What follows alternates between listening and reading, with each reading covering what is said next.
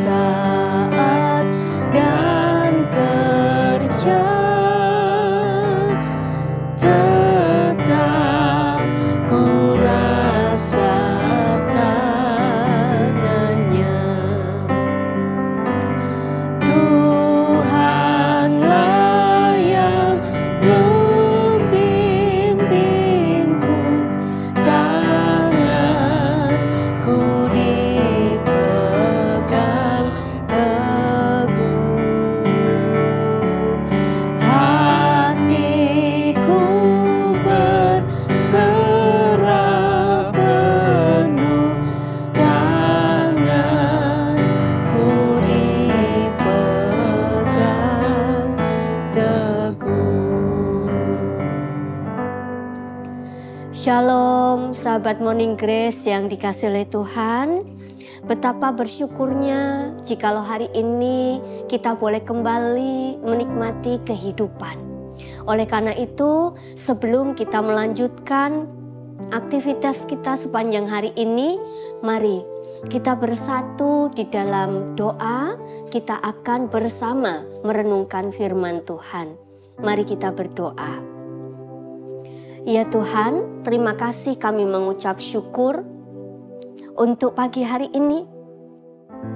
Kami menyadari bahwa pagi hari ini ada oleh karena kebaikan Tuhan di dalam kehidupan kami.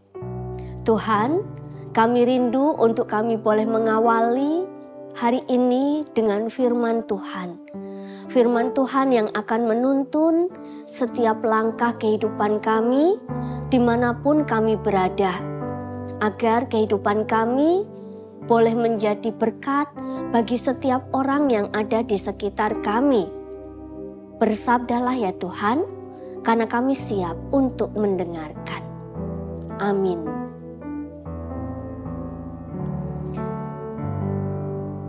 Sahabat Morning Grace yang dikasihi oleh Tuhan, Kolose pasal 3 ayat 13, demikianlah firman Tuhan. Sabarlah kamu seorang terhadap yang lain, dan ampunilah seorang akan yang lain apabila yang seorang menaruh dendam terhadap yang lain. Sama seperti Tuhan telah mengampuni kamu, kamu perbuat jugalah demikian. Sahabat Morning Grace, setiap orang pasti pernah merasakan sakit hati. Mungkin kita sendiri pernah merasakan sakit hati. Kira-kira apa hal yang membuat kita sakit hati?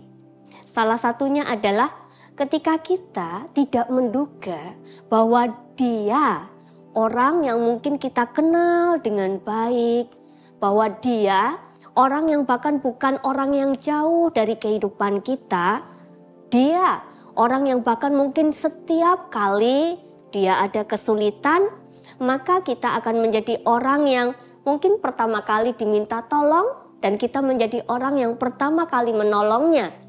Namun kemudian apa yang terjadi?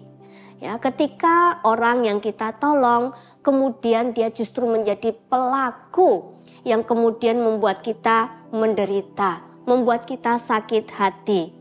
Sahabat Morning Grace, secara umum ada beberapa penyebab sakit hati. Di antaranya adalah karena kecewa.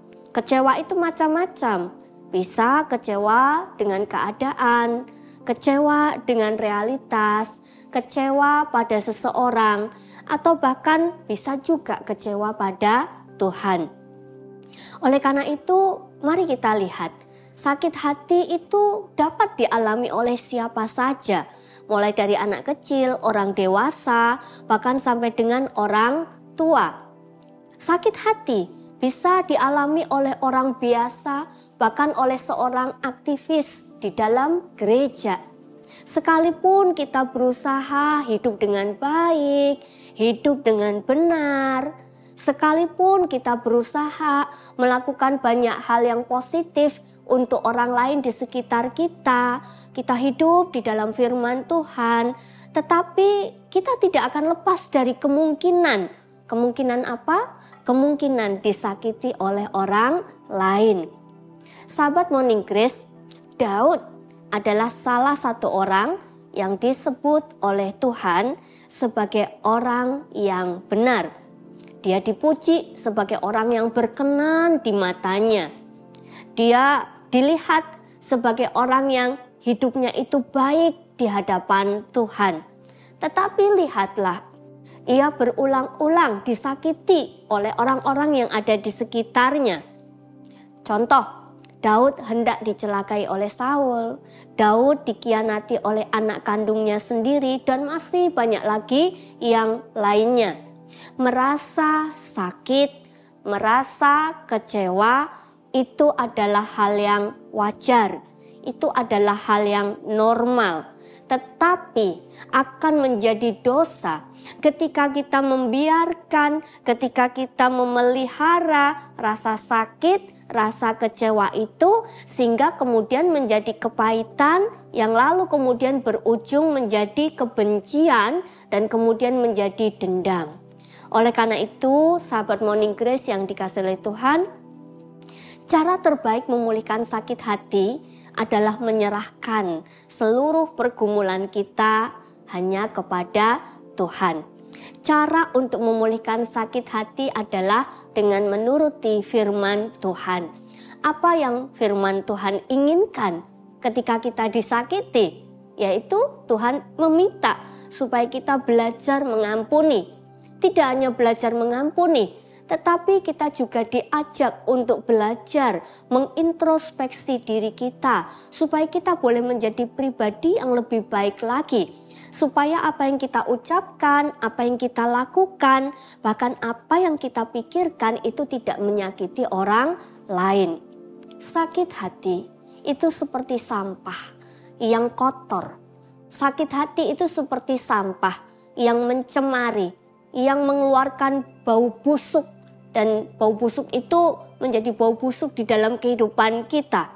Akankah kita terus memelihara hal yang tidak berguna di dalam kehidupan kita?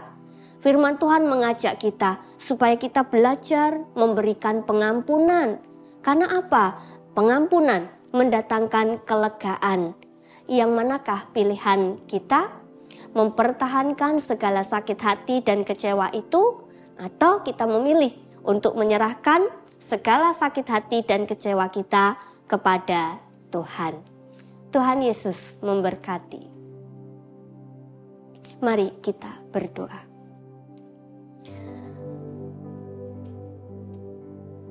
Ya Tuhan, terima kasih jikalau pada pagi hari ini kembali kami diingatkan. Seringkali kami memilih untuk mempertahankan sakit hati. Kami mempertahankan rasa kecewa itu di dalam hati dan kehidupan kami, yang membuat kehidupan kami tidak dapat bertumbuh dengan baik. Pagi hari ini ya Tuhan, kami mau membawa orang yang menyakiti hati kami di dalam doa kami. Kami menyadari sebagaimana Tuhan mengampuni dosa dan kesalahan kami, maka kasih Tuhan juga berlaku untuk orang itu. Tuhan tolong kami, mampukan kami, supaya kami boleh belajar memberikan pengampunan untuk setiap mereka yang menyakiti kami.